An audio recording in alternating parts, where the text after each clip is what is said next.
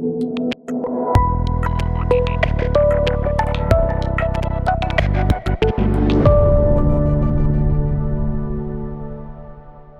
right, welcome to the Project Violet podcast, where ambitious professionals come to grow, lead, and thrive in their careers. My name is Daniel Lay.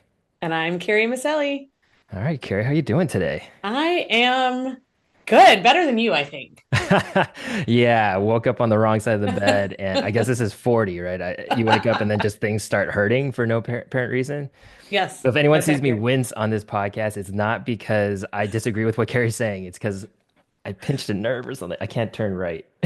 I know that really stinks. And you might disagree with me too, but it's mostly about pain, physical pain. Yes.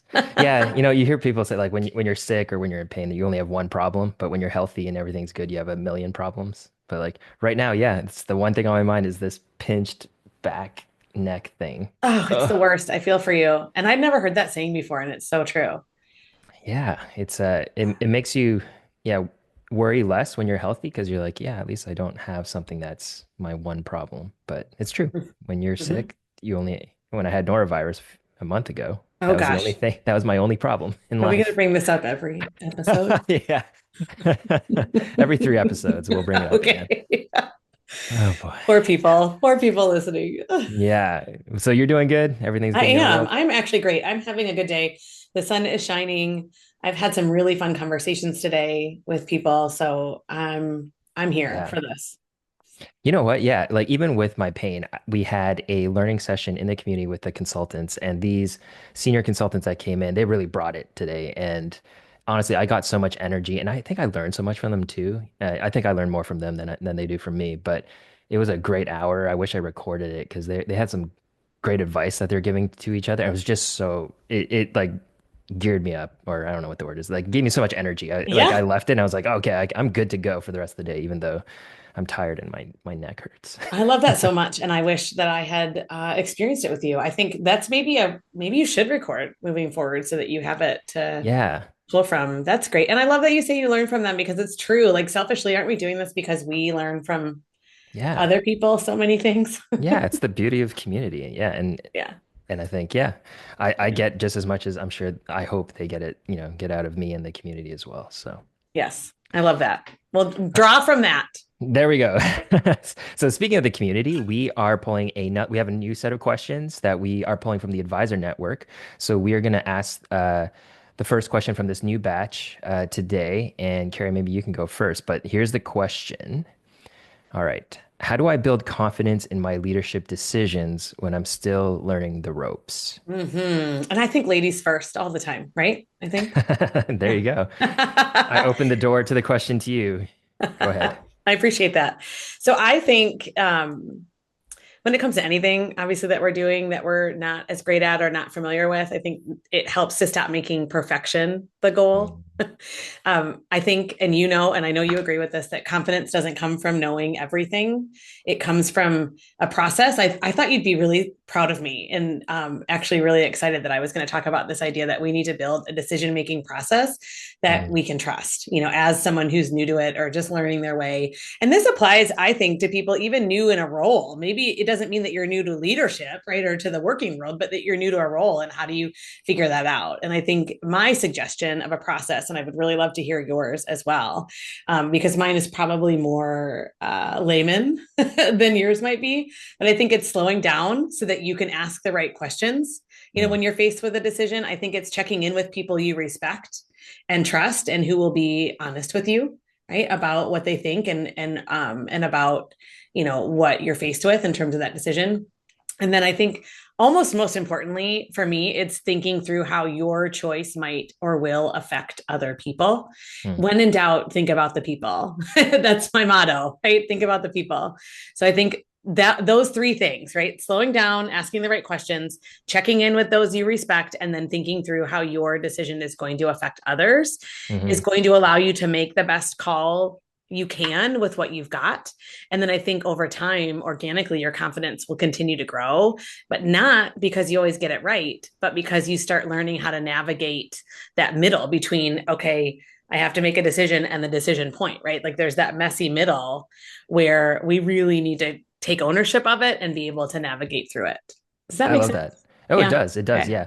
I love that. I think one of the biggest misconceptions, especially, and I'm always coming from the perspective of, a senior consultant moving into management or, for the first time. Yeah. And I think a lot of the misconception is as now you're in management or you're in leadership, now you have to make the decisions and you have to make them immediately as they come to you. And I think one of the misconceptions is your time horizon to make the decision is actually a lot longer than you think. Yes. Yes. So yeah. So exactly to your first point, right? You need to slow down. Don't jump to conclusions. Don't jump to think like, hey, I'm going to look weak if I don't have a very decisive decision right now in this moment when people are asking me about it. So yeah, I love that. And asking people, like Uh, crowdsource the response and the None decision. of You us have don't to have do to do this it alone. alone. Yeah. Right. And can you even think of a decision? I mean, aside from like what you want to have for lunch, right? Like that's yours and yours alone to make, right? But like very few things at work, especially, or even in our personal lives, like the decisions that we make and do involve other people, they impact other people in ways that it really helps to engage with other people to see what they think. Yeah. I think Absolutely. there's a trap there. We could talk about that another episode of like engaging too many people, that Oh whole yeah. Yeah. consensus seeking thing. That's a whole other thing. So I don't want people to confuse that. But I do think you're not on an island when Mhm. you're new to leadership. You can ask people, you can pause, think through it, right? Yeah. Find your way. Exactly. And find the kitchen cabinet of advisors that you have within your own company or even outside the company that you can bounce ideas off of and Mm-hmm. talk through the decisions that you need to make. So yeah, you don't have to do it alone. There's always Mm-hmm. people around to help. I love it. Mm-hmm. That's right. All right. Do you want to hear mine? I do. Of course I do. What do you think? Is it different than mine? I brought a slide. Ooh, I'm not surprised. So I'm sorry for just the podcast listeners. Maybe you can jump on YouTube or just throw up on your screen what this is going to look like. But We can do one of so those things where you're like, Carrie, what are you seeing? Right. And I can yeah. like describe your Oh slide. yeah. No, you Yeah. describe it. It's yours. No, no, no. Actually, it would be good because you're very good at describing things. But similar to yours is, or what you brought up earlier is I like having frameworks, especially I Mm-hmm. think when you're growing into a new role that you don't have the experience on. It's good to have just a mental framework or some kind of process you can follow Uh-huh. to help bucket things and to help you, just that you can lean on so you're not just kind of figuring things out and rebuilding the wheel on your own. Yeah. You don't So want to be like a leaf like blowing in the wind. no, yeah, it's good to Right. fall back on, Uh-huh. solid frameworks that have worked consistently in the past. And this is definitely coming from the past because this is Eisenhower. This is Eisenhower's decision matrix that I think is Uh-huh. very helpful for people Okay. to help. Yeah, just put things, especially when there's a lot of decisions coming to you at the same time. It helps to have ways to bucket them into certain categories and then act differently based on what, bucket they fall into. That's right. I love All it. right, so let me share this. Uh, there you go. Mm-hmm. So this is a matrix that has four quadrants, and across kind of the top is urgent, not urgent, and then across the left-hand side is important and not important. And it depends on what type of decision it is, gives you kind of a framework of what to do next. So Mm-hmm. in quadrant one, it's things that are urgent and important, and quadrant one says do. Like you have to deal with this now. This is a decision that you need to make. Like Mm-hmm. the kitchen is on fire. That is urgent and important. Mm-hmm. And when you think about that, it's like, what are the consequences? What's the time horizon of me not doing anything, and does it get worse? So that's kind of the urgency Well, there. I like that. I was just going to ask you that. Like, how does somebody know if they're listening to Yeah, this and going, well, oh, that's great, but how do I even gauge whether it's urgent or important? exactly. So it's thinking of the time horizon. If I don't do anything, does it get significantly worse? And what are the consequences if I don't do anything immediately? So that's kind of the level of urgency. So something Mm-hmm. that's not urgent, something that doesn't have immediate consequences, or something that isn't really uh, won't have negative impacts immediately. So, for example, going back to the kitchen, kitchen's on fire. That's urgent, important. Let me deal with this now. Maybe my stove is getting really, really old.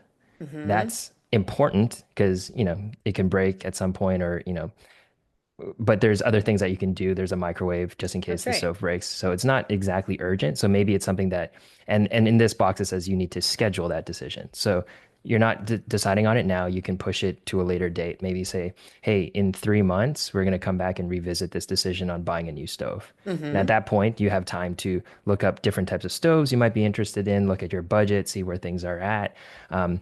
It's an important decision, but not urgent. So you can schedule it, push that decision to later.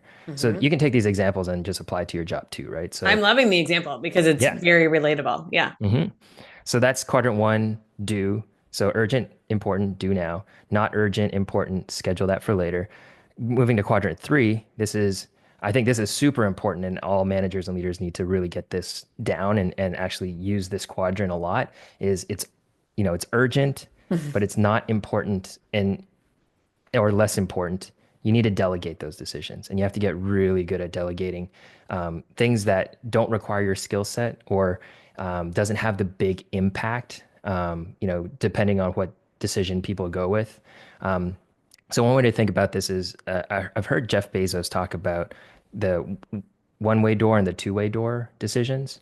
So a one-way door is you make a decision and it's really difficult or almost impossible to come back from that decision. So like once you Mm. make that decision, this is like you're stuck with this forever kind of thing. Versus a two-way door is you make a decision, you go through it, you can kind of play around, experiment, and if it's not working, you can always come back out of that door Okay. and revert back to something. Or there's alternatives that you can take. The impact isn't that big. So I think those types of decisions, especially if it's a two-way door decision, you got to delegate those down. And you have to be comfortable as a leader to have your team make those decisions and start building that trust with your team. So I think constantly, as you move into management and leadership, to be able to scale, you have to have people on your team that you're confident in to delegate decisions down and let them know, hey, this is something that I know is urgent, but it doesn't require my skill set, or I think this is a two-way door decision or something that doesn't have the big impact that requires my level of decision making. This decision is yours. Hmm. And going back to what we were talking about, I think in the last podcast of, trust and verify, just say, hey, I'm delegating this decision to you. Maybe you Hmm. can come back to me and say, what were kind of the top three options you were thinking about and what decision you made? And just to let me Hmm. know so I'm aware of the decision that you made as well. Yeah. I So, like it. And you know what else I think about when I think about delegate? And this, again, they could all be like future episodes that we talk about this stuff. But when you're delegating, you need to understand the strengths of your people. So if you don't know what everybody in your team is good at, this is a mm, good opportunity right now. pause the yeah, pause the podcast and reflect on the people on your team and what they do well. Keep a spreadsheet until you know it, by heart. Anyway, yeah. that's a And that's where side note. you get data points too, right? It's like, hey, I Yeah. delegated this decision down to this person before and they knocked it out of the park. I can delegate probably more of these decisions in the future in this realm. Mm-hmm. Um, so there you go. So that's quadrant Even if they three. don't knock it out of the Mm. park, right? Like Yeah, it's a coaching point. people get are Mhm. allowed grace, especially to your point in this quadrant of not important. Yeah. Let Yeah, them like stumble a little bit. They learn even more. exactly. Like the Mm-hmm. impact is not that big, or you can come back from the decision. So it's a Mm-hmm. learning point for both of you in that situation. Mm-hmm. And then finally in quadrant four is not urgent, not important, and it's eliminate, get rid of it. It's not a decision you need to make. You don't need to spend any more Woohoo! time of it. Just kick it to the can, throw it in the garbage, eliminate it. So I think this is just a good mental framework to, once you get a wave of things and decisions coming your way, start thinking about them in these different quadrants, and then you can react and have at least a thought process of how to explain why you're doing certain things for these specific decisions. Mm-hmm. So there you go. Now, I don't want to put you on the spot, but did you come up with a kitchen analogy for the other two? Um, no, Okay. but I could come up with that. So if it's urgent, not important, you want to delegate, that decision. I mean, that one can also be something smaller, right? So before we're talking about the stove, that might be a pretty important decision because it's a big cost. But say like, there you went ahead and broke a couple mugs in the kitchen cabinet. Sure. And then, Angela, my wife, comes over and she's like, hey, I was thinking of getting these types of mugs or these types of mugs. And for me, I'd be like, I know we need mugs for tomorrow for our coffee. It's not important to me. That decision's Yeah. yours. Yeah. Or even, what I thought about? That's a good one. Or like, Mhm. what to eat for dinner? Yeah. It's urgent. We're approaching dinner time. We're hungry. The problem with that one is, so me and my wife have this all the time, right? We're both trying to delegate it to each other. Oh, well, that doesn't work then. Yeah. Yeah. Yeah. Forget I mentioned it. Yeah. No, it's just like, it's urgent. We need to eat, but it's not that important to me. It's not that important to her. Well, and So we're the just kind of hungrier throwing it you back get, and the forth. worse it is. Yeah. That's true. Then it becomes urgent and important. And And then everybody's Sophia, my mad. daughter, starts Yeah. screaming because she's hungry. We haven't made a decision yet. Yeah. So is that like where this matrix falls apart? Is like the decision for dinner? What are Right. we It eating might for be. dinner? It might be. Don't use it for that, everybody. Yeah. Yeah. But the broken mugs, delegate it if that's something that's, more important to somebody else in the family. Hmm. Um, and doesn't require your skill set. But yeah, so I guess that would be the kitchen analogy for delegate and for eliminate. I keep thinking of a lot of them for that. Not a lot, but more for the urgent, not important. Because I feel like that's also like calling in a professional, right? Like the floorboard, pulls up Mhm. or cracks, or like a cabinet door breaks, and you're like, well, I got to get it fixed, but it's not the worst, the most important thing. I'll call somebody and they'll come next week or something. Yeah. But like little decisions that don't matter, like I don't know, we nicked or one of the chairs are a little wobbly. Like, Mm.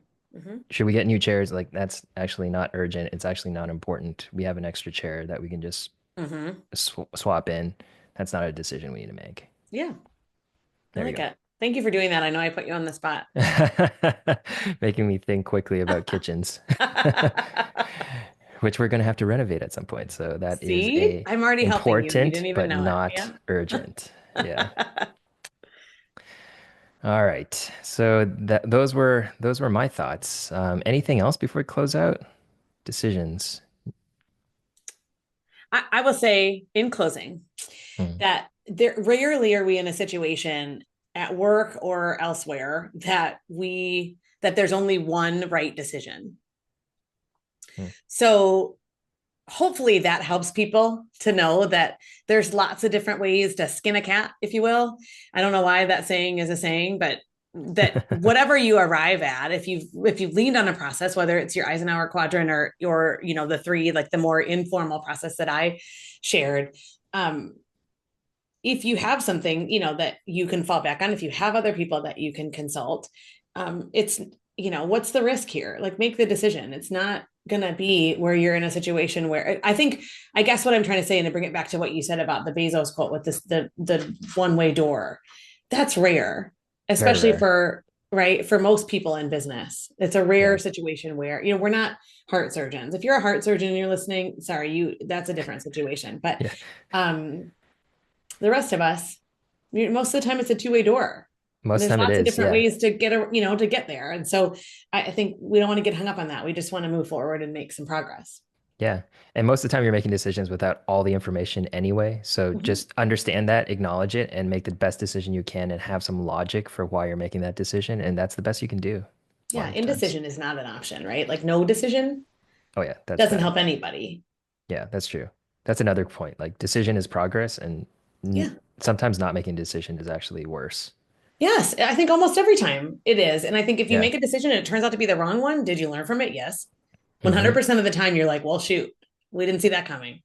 And so Yeah. then the next time you're faced with that thing, you're like, well, I'm going to look out for this thing because it came last time, right? Like we're Yeah. always learning. And so, geez, like make Yeah. the Make a decision. The decision. worst thing Yeah. you can do is the indifference or the indecision, I'm pretty sure that's another Eisenhower quote. Is like probably.